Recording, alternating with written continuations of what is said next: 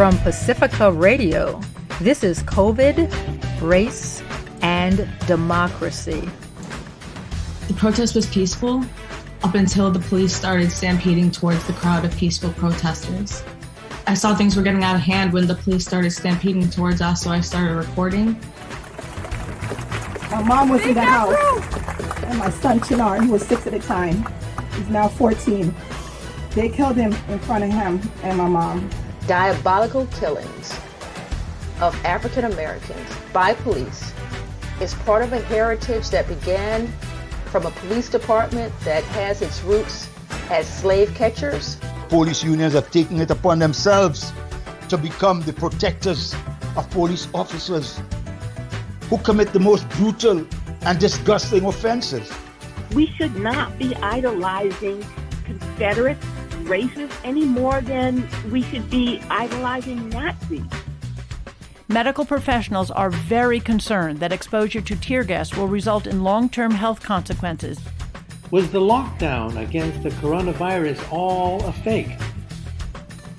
COVID, Race, and Democracy is a collective effort by producers from the Pacifica Network and radio affiliates. The series focuses on vital issues touching community members who listen to Pacifica Radio. Today's edition is presented by WBAI New York. I'm your host, Gloria J. Brown Marshall.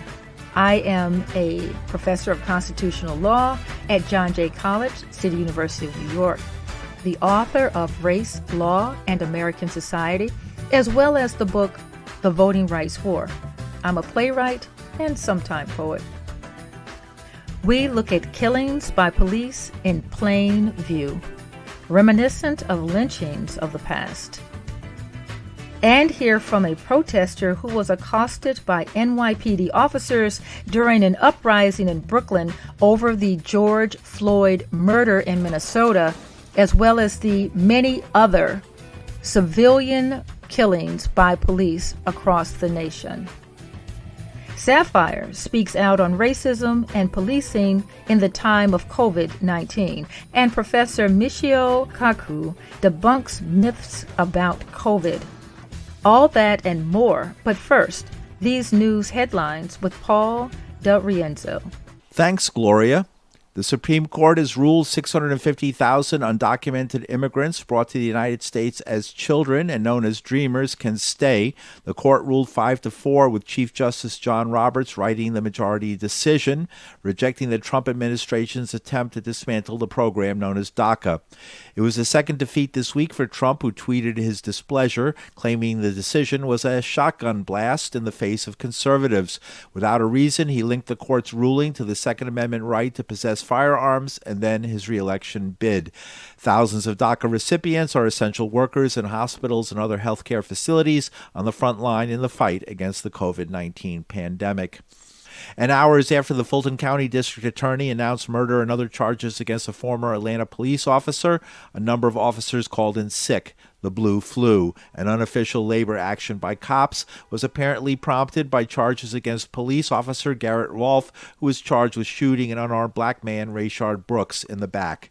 Rolfe's partner, Devin Brosnan, has become a cooperating witness, a rare breach of the blue wall of silence when cops refuse to testify against fellow officers.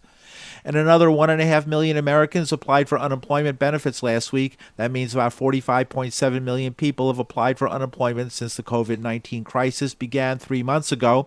It's not all bad news, as experts say the recovery has been steady, if shaky. In August, the $600 per month extended unemployment benefits under the CARES Act are scheduled to run out. And Governor Andrew Cuomo reports New York saw a 0.9% rate of positive coronavirus cases after testing 70,000 people in a single day. Lowest percent of positives since we started, says Cuomo. The governor urged vigilance. Other states that reopened earlier and quicker than New York continue to report higher infection rates and COVID-19 deaths. Phase 2 in New York City's reopening is scheduled to start Monday. Mayor de Blasio unveiled an executive order today expanding restaurant seating to sidewalks, curb lanes, plazas, and open streets. The plan requires an 8-foot clear path between seating and the curb, social distancing, and traffic barriers. As part of Phase 2, city playgrounds will also reopen on Monday.